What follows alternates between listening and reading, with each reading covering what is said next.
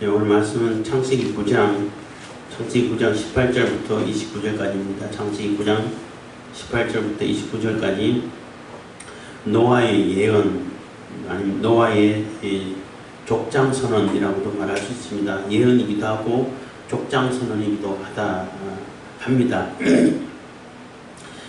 노아의 간단한 짧은 일환인데, 노아와 셈과 함과 야벳. 그래서 노아와 노아의 세 아들 셈, 함, 야벳을 통해 가지고 이 세상에 모든 종족이 퍼져가는 그 시점에 있는 거죠. 그 시점에서 매우 중요한 그 메시지를 던져주고 있는 것인데, 우선 노아에 대해서 한번 생각을 해보면, 노아가 홍수가 일어나고 그 많던 사람들 다 이제 죽고 사라지고 노아 혼자 남았다고 생각해보세요. 노아 같은 옆에 있는 분들이 다 돌아가시고 없고 노아 혼자 남았을 때에 그 상실감이라는 거는 우리가 상상하기 어렵지 않을까, 이런 생각 들어요. 사실 상실감이 오게 되면은 정말 무기력해지고 아무것도 하기 싫고 또 겹쳐서 우울증까지 오게 돼 있어요. 그러면은 심하게는 극단적인 선택도 할 수도 있고 이런 상태에 있는데, 그런 분들에게 자꾸 이제 자신의 그 존재 가치를 알려주고, 존재하는 것만 해도 귀합니다, 우리의 힘이 됩니다, 이렇게 알려주고, 하나님께 기대돼서 하나님의 자녀가 됐습니다, 하나님께서 아직 하실 일이 있고 쓰실 일이 있습니다 하고 자꾸 이렇게 권면해주고 기도해주고, 이렇게 그 위로를 해줘야 회복될 수 있어요. 특히 우울증을 앓는 분들은 특히 제일 가까운 사람일수록, 가까이 있는 사람일수록 그런 역할을 반드시 해줘야 돼요.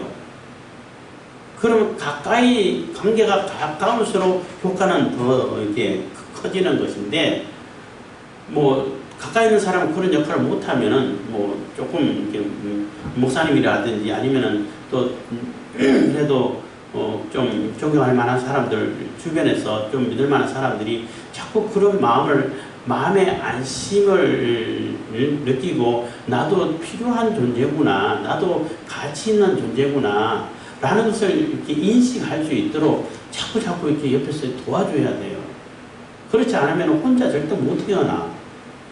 자꾸 이게 들어서는 안 될 소리, 엉뚱한 소리를 듣고 자꾸 이렇게 위험한 그런 행동을 하게 되는데, 이 상실감이라는 것은 굉장히 이렇게 사람들이 힘들게 해요. 본인 스스로에게. 노아가 왜 그 당대 의인이라고 했던 그 노아가 어떻게 저렇게 술 먹고 저렇게 실수할 수 있을까, 이렇게만 생각할 게 아니라 노아의 입장에 한번 놓여보라는 거예요.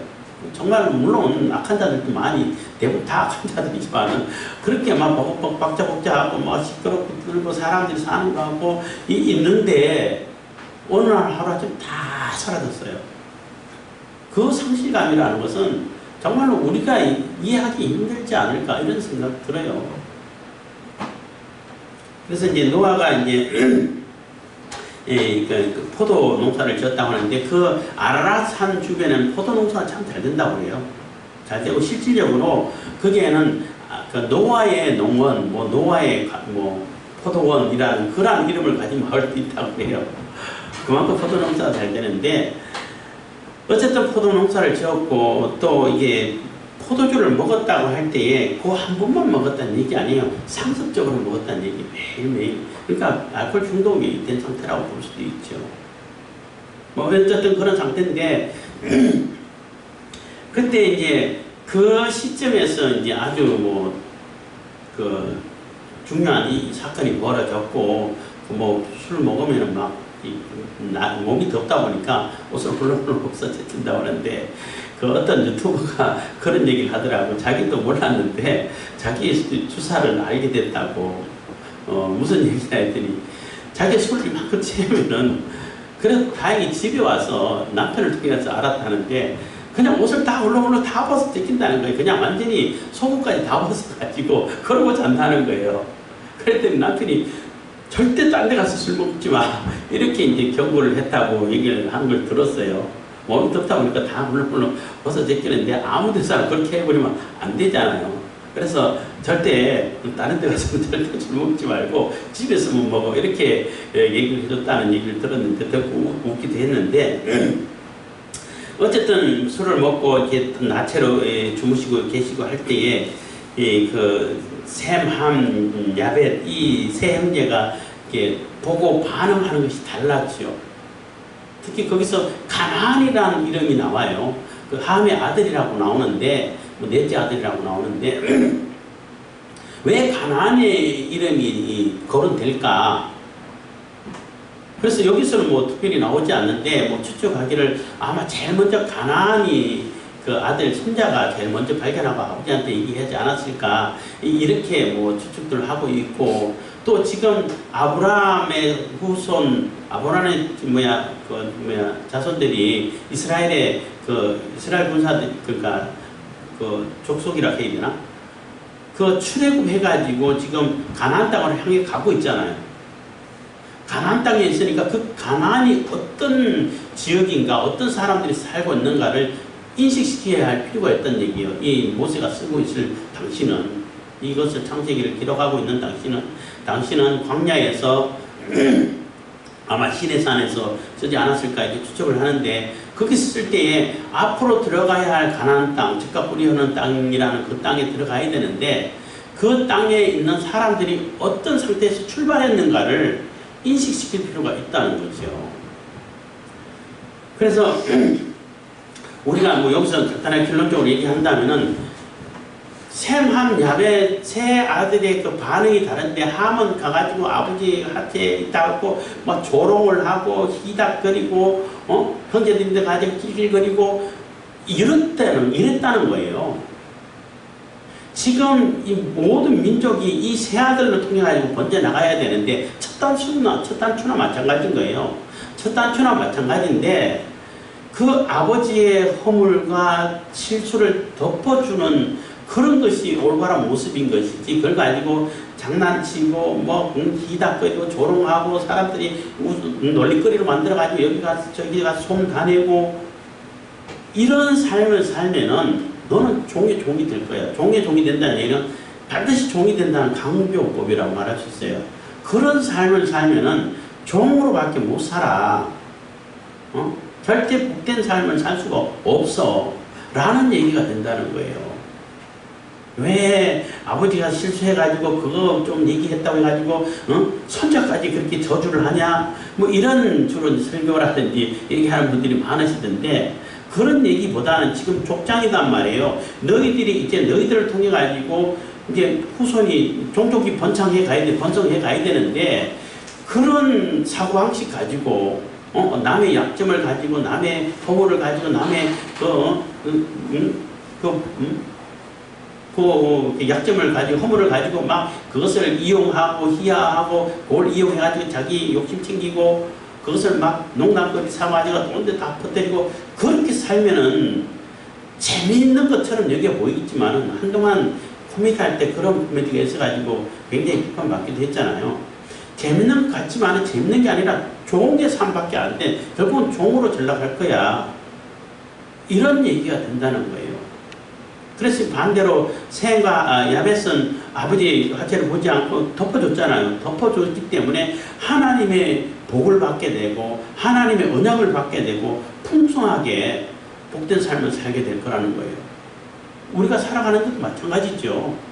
상대방의 약점을 덮어주고 그 사람이 그 약점을 딛고 일어나가지고 다시 시작할 수 있도록 만들어주고 권면하고 또 그 사람이 새롭게 시작할 수 있도록 이렇게 회복시켜주고 아까 얘기했던 것처럼 상실감에 빠지고 우울증에 빠진 사람을 자꾸 회복시켜주고 이런 사람은 복을 받는 사람이 된다는 거예요. 응? 그런 얘기가 되는 것이고 실질적으로 이제 결국은 그 뭐 함의 후손들은 결국은 종의 삶을 오랫동안 살았죠. 오랫동안 살았어요. 그래서 노아가 열받아 가지고 감정이 상해가지고 막 이제 욕하면서 저주했다는 게 아니라 족장 선언인 거예요. 결국은 너희들 그렇게 살면은 이렇게 될 거야. 이렇게 살아야 하나님 복 받는 삶을 살 거야 하고 족장의 권위로서 선언하는 것이 된다는 거예요. 뭐 오늘 얘기가 이제 다 요지는 그렇습니다. 18절입니다. 방주에서 나온 노아의 아들들은 셈과 함과 야벳이며 함은 가나안의 아비라. 그래서 아까 얘기했던 것처럼 가나안이 자꾸 거론되는 것은 가나안 땅으로 들어가야 되는 것이잖아. 가나안 땅 참 우리는 우리 흐르는 땅 요즘 지금 가나안 땅에서는 지금 전쟁이 벌어지고 있고 좀 기가 막힌 상황이 지금 벌어지고 있는데 참 뿌리를 찾으면 오랜 뿌리라고 말할 수 있습니다만 굳이 이때부터 찾을 필요는 없겠지만은 1차 대전, 2차 대전 겪으면서 유대인들이 그냥 디아스포라로 온 사방 떠돌다가 그 전쟁을 겪으면서 나름대로 공을 세워서 이렇게 할당받은 땅이고 거기서 또 이렇게 나눠서 살게 되고 그렇고 서로 갈등이 겪게 되고 하는 가운데 생긴 그러한 전쟁이라고 볼 수 있습니다만은 어쨌든 가나안이 거론되는 것은 가나안 땅으로 들어가야 그 땅의 사람들이 어떤 모습으로 살았고 어떤 사고방식으로 시작됐는가. 그래서 그 땅의 백성들은 너무나 죄악이 관영하고 꽉 찼다는 얘기예요. 죄악이 넘치고 절대 본받아서는 안 될 그러한 습관이 있고 습성이 있고 그러한 종교의식이 있고 그러한 사고방식이 있는데 너희들 정신 차려야 돼 라는 얘기를 해주고 있다는 거예요. 그런 메시지를 전하고 싶다는 겁니다. 19절 노아의 이 세 아들로조차 백성이 온 땅에 퍼지리라. 그래서 온 땅에 퍼졌다는 겁니다. 그런데 이제 첫 단추가 잘못 꿰진 거라고 볼 수 있는 거죠. 함의 입장에서는 20절 노아가 농업을 시작하여 포도나무를 심었더니 그래서 농업을 시작해서 포도나무를 심었는데 아까 말씀드렸던 것처럼 그 주변은 포도가 그렇게 잘 된다고 해요. 잘 되고 실질적으로 노아의 포도원이라는 그런 마을도 있다고 합니다.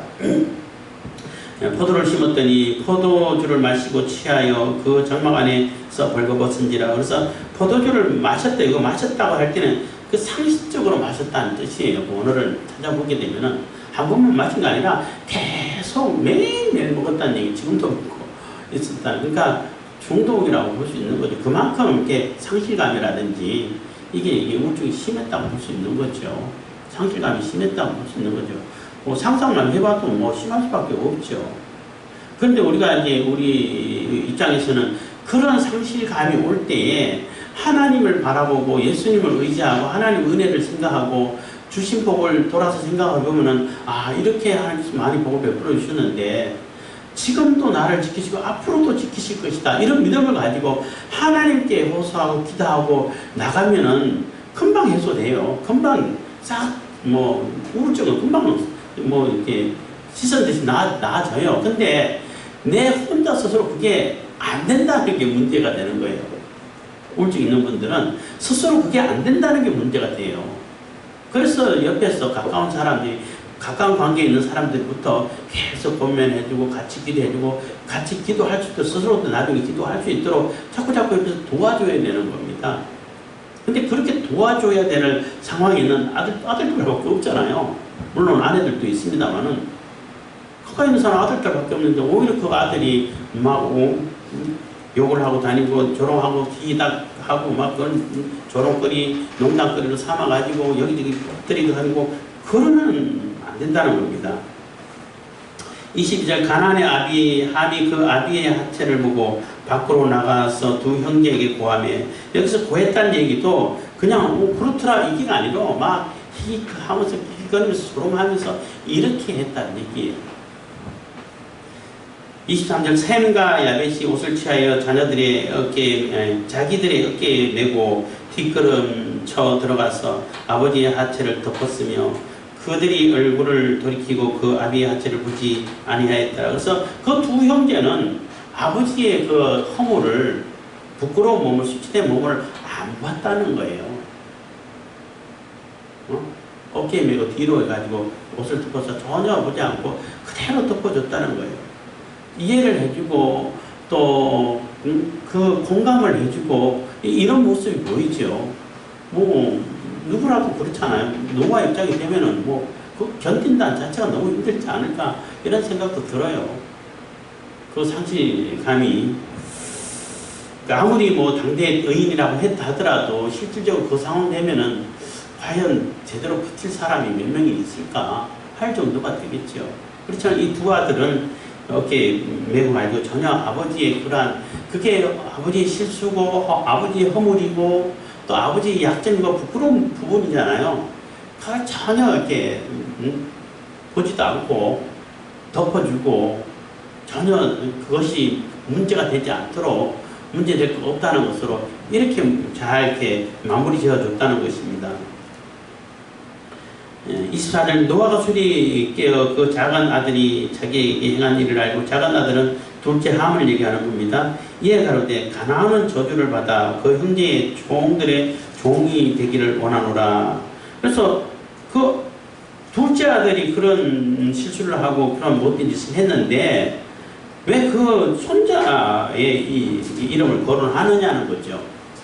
여기서 뭐 아직 뭐 정확하게 그 왜 그랬다는 것이 이유가 안 나와 있기 때문에 굉장히 짧게 나와 있기 때문에 그냥 추측할 수밖에 없는데 그것도 뭐 함의 아들이 가나안밖에 없냐면 그렇지 않아요.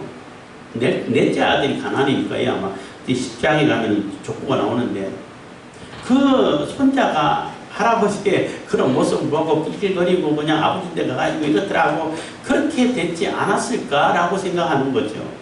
그렇게 시작되지 않았을까. 그렇기 때문에 가나안이라는 이름이 나오고 가나안이 그러니까 그 아버지의 그 아들, 뭐 그 아들의 그 아버지 뭐처럼 똑같이 그렇게 행동해가지고 그래서 결국은 제가 관영하고 그런 사고방식으로 살아서 제가 가득 차고 가정하고 더러운 짓을 다 행하는 그래서 그 땅이 토해내 버릴 수밖에 없는 그러한 족속이 형성됐다는 거예요. 그래서 됐다는 거예요. 그래서 그 땅으로 가가지고 우리가 얻어야 되는데 그 족속들 다 쫓아내야 된다는 거예요.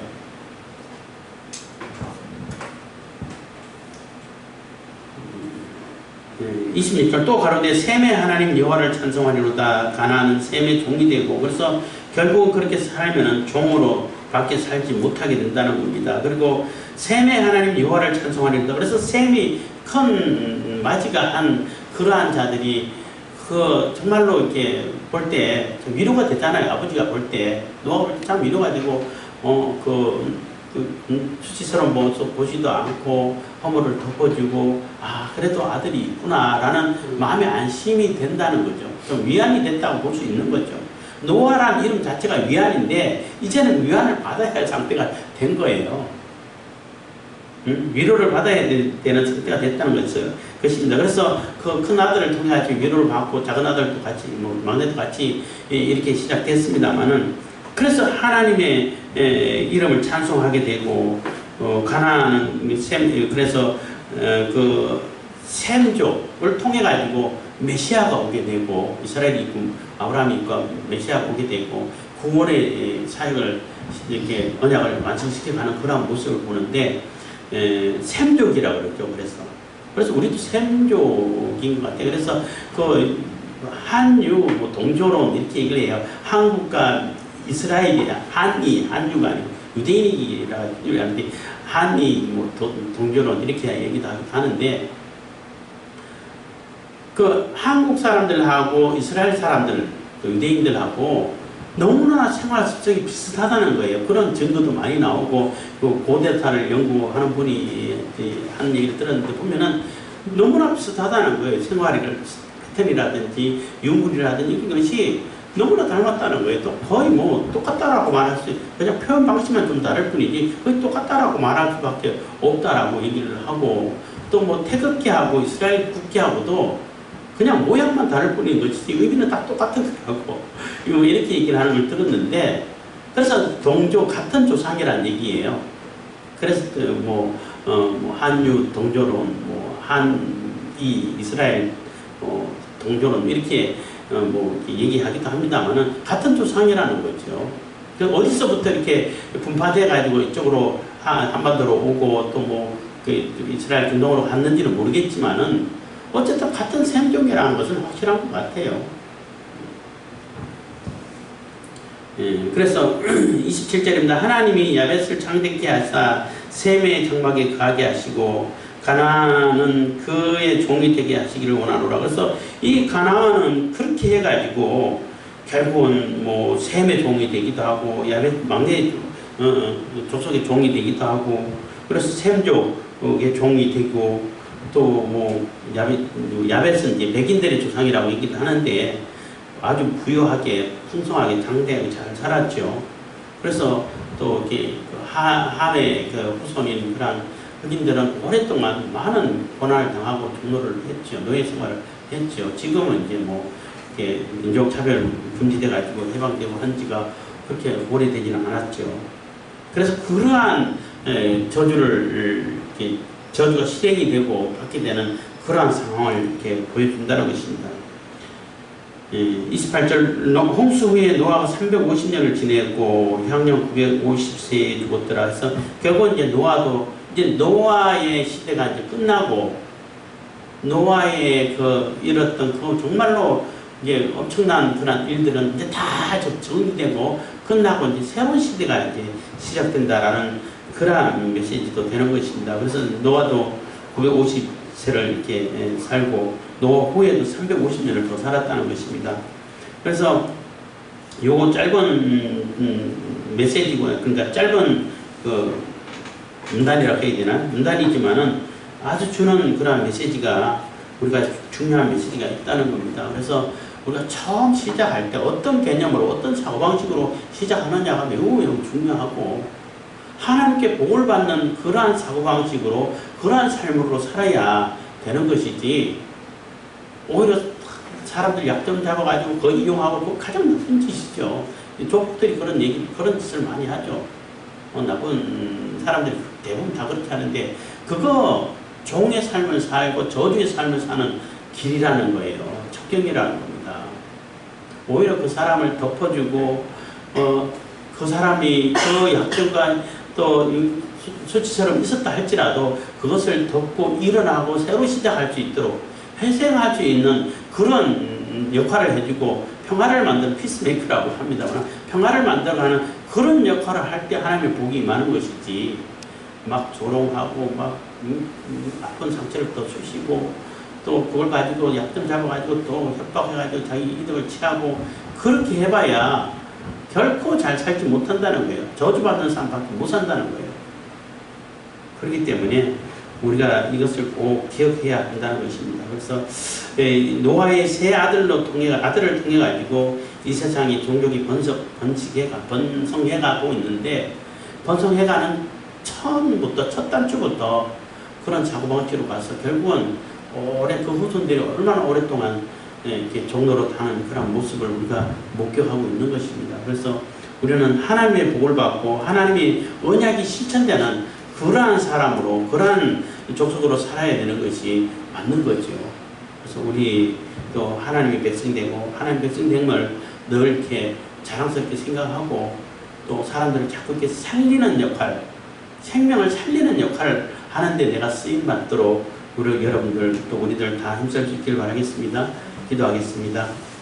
사랑해 주신 감사합니다. 이 시간에도 우리가